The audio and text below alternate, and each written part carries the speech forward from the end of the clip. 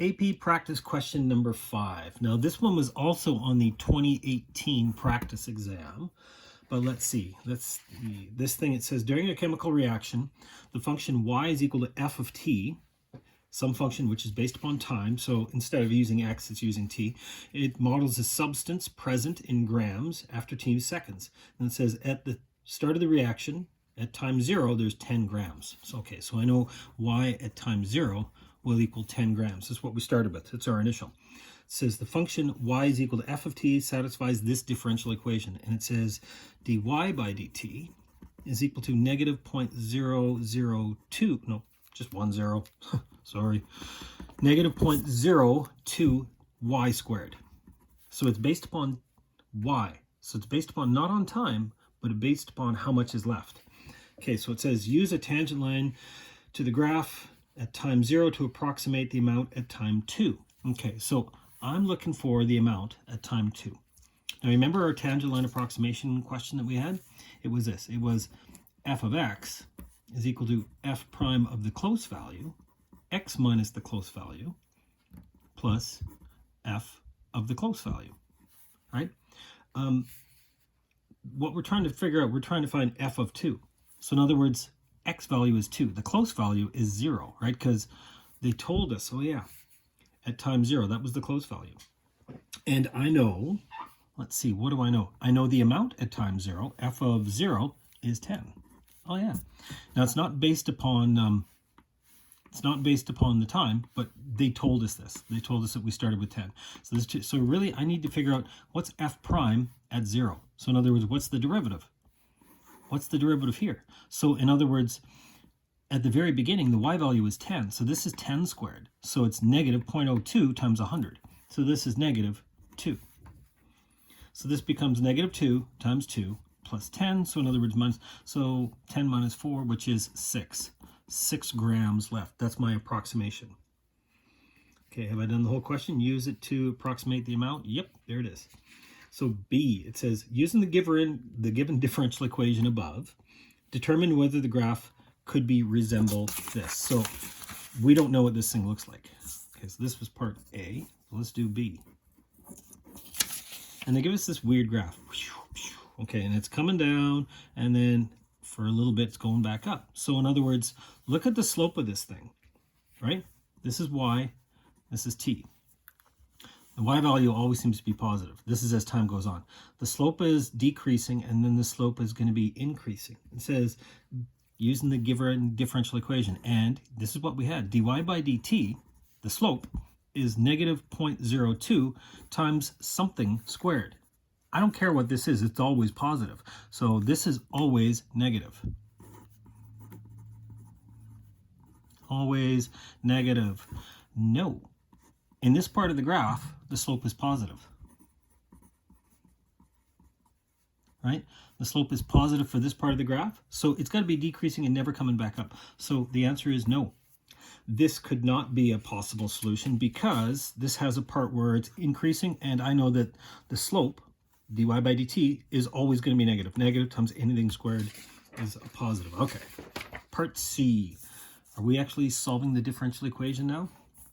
Hang on, let's see. Part C. Find an expression solving the differential equation. Okay, solving a differential equation, these are going to be a lot of marks, which is good. Dy by dt is negative 0.02 y squared. I'm going to multiply the t up here. I'm going to take the y down. I'm going to leave the 2 here. So I want to solve this thing with the initial condition f of 0 is equal to 10, right? So this becomes dy over y, negative 0.02 dt. Looks weird. Good. Put in the integral symbols, and now it makes sense. The antiderivative of 1 over y is ln y. This is negative 0.02x. Hang on, it's not x, it's t. T plus some constant, right? Oh yeah. Now there was probably a constant over here, but it's okay to just have the constant on the right-hand side. Am I done? Let's see. The question says, find the expression y equals f of t. In other words, they're telling you they want you to isolate y equals. It says that in the question. That's a big, big hint. If they say solve y equals, I need to go e to the power of. Now, these cancel. I'm just going to get y is equal to, now look, this is e to the negative 0.02 t plus a constant. Remember, if you're adding exponents, that's like saying times another e to the constant.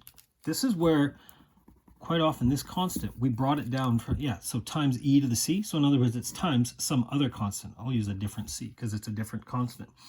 But now, if I actually plug in 0 and 10, 10 is equal to c e to the negative, this is negative 0. This becomes 1. So in other words, oh yeah, that makes sense. That completely makes sense.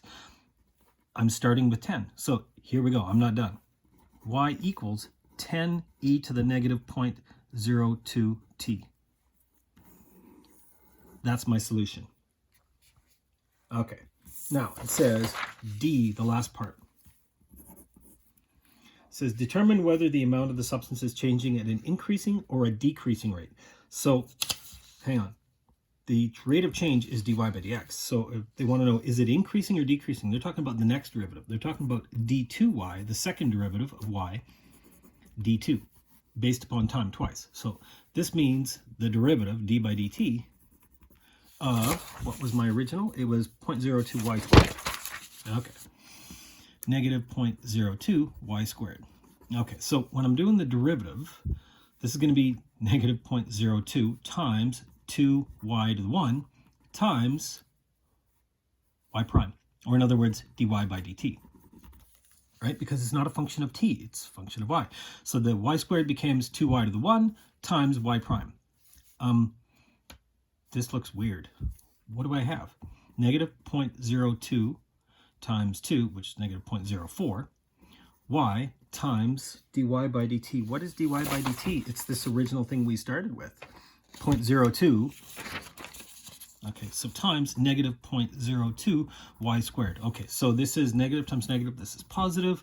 0.04 is 0.0008, positive 0.008, y times y cubed.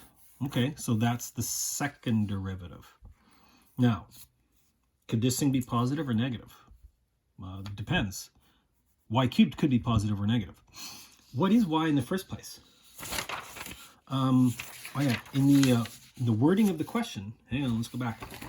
In the actual wording of the question, y is the amount present. Amount can't be negative, right?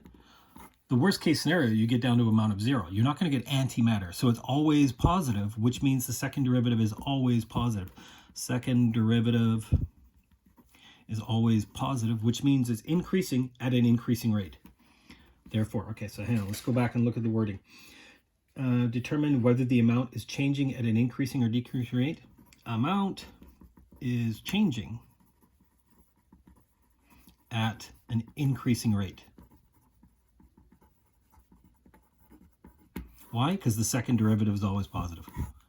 Done. Question number 5.